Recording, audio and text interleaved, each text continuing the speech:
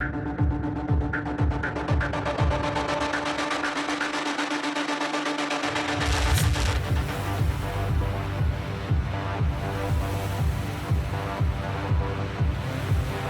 off, I gotta say I'm a bit nervous because I have a lot of information and I'm afraid someone out there will spill the beans first. And it was a close call of the announcement of Jamie Foxx returning as Electro, but I want to be able to do weekly videos revealing as little as I can instead of just doing one whole big video on everything and have nothing to talk about for the next few weeks. Because face it, with COVID and everything that's going on right now, news is very slow, but it's slowly starting to come out. And my fan support videos are uploaded every Thursdays at 8 p.m. And for those of you who have joined, thank you very much. And trust me, you won't be disappointed with my reveal on Thursday as to who they want to direct the live-action Spider-Verse film. And someone who's very well known reached out to me recently about my worries because they know me very well when I start scooping again. And I haven't heard from this person in a very long time. And they stated, don't let that worry you or the haters. That will surely come after you again, because it's not about who gets the scoop first when you have been proven to have a very solid track record for so many years now, and it's all about how accurate the information is, so focus on that. Fair enough. So I'm not going to worry about anything anymore. If it's out there, it's out there, and I'll let you know if it's true or false. And that this is what inspired this person to do what I did all those years ago. So I mean, like I said, that meant the world to me. And I can confirm that those haters are already starting shit on my channel in the comment section, which needs to be approved, by the way, first, dumbasses. Sheesh. And I mean, look, they're probably coming from the supervillain hype that's very well known for cyberbullying, and they're just jealous of me because I'm an actor in the entertainment industry that's been in the Spider-Man films and have met the directors and cast members. Yet, if they only get out of their mom's basement and actually try and get a job in the entertainment industry instead of spending all day sitting at home on their computer trying to master their keyboard warrior skills that have accomplished nothing in life and just pissed off at those who are successful in life, because truthfully, hater stands for having anger towards everyone reaching success. Back on point, forget about them. There are also so many others out there that are in denial about the live-action Spider-Verse film, despite the fact that there's just so much evidence to support it without my reports. I mean, I've recently posted an interview of Tom Holland's reaction to the question of, will there be a live-action Spider-Verse film featuring Tobey and Andrew, with his hilarious reaction, which was a complete giveaway, especially since we all know he just can't stop spoiling things, and is really trying hard not to. And he didn't give a direct answer, but he was in total favor of doing so, and that it's all up to Marvel and Sony. Fair enough. And the responses are getting, well, this is an old interview and they just recently announced that Electro's returning. I literally facepalm myself because it just seems like these people are about as useless as a vibrator with no batteries when it comes to critical thinking, because not everything that gets officially posted as recent news is made within a few days to a month.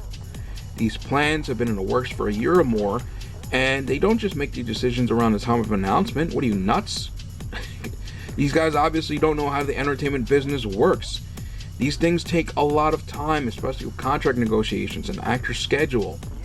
Or didn't you notice this photo here that was taken on August 25th, 2019? No one thought anything of it because no one would have thought that this character would return, especially in the Marvel Studios Spider-Man 3 film. And, because it just sounds ludicrous. No one would have believed it. So, no one said anything to him about it, although he was hinting at it. And heck, even Kevin Feige himself hinted at a live-action Spider-Verse film when he stated that Spider-Man will be the only hero with superpowers to cross cinematic universes. It's right there.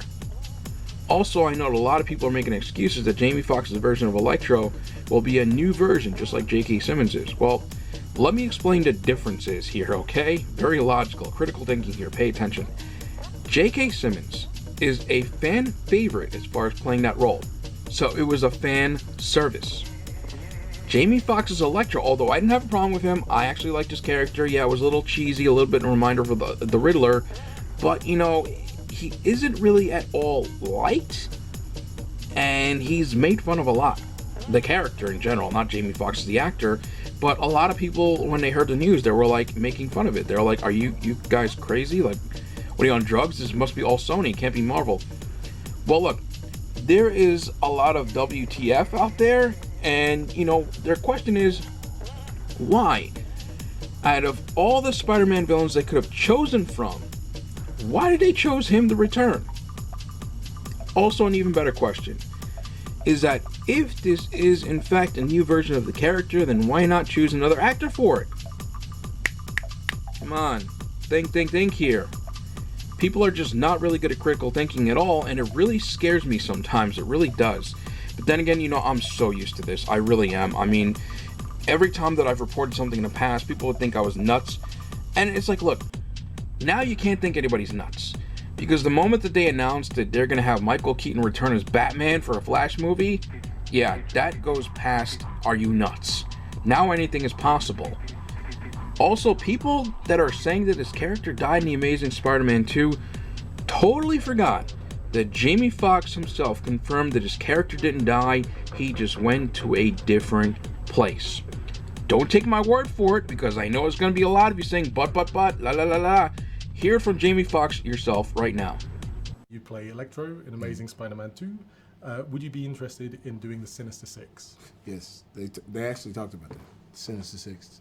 And so our fingers crossed, because when you think about it, the electricity never dies, it just goes to a different place. So now about that whole aspect of him not being blue, well look, maybe what happened to him caused his colors to change to the classic green and yellow. Did you ever think about that? He might even look like this. Anyway, back on point.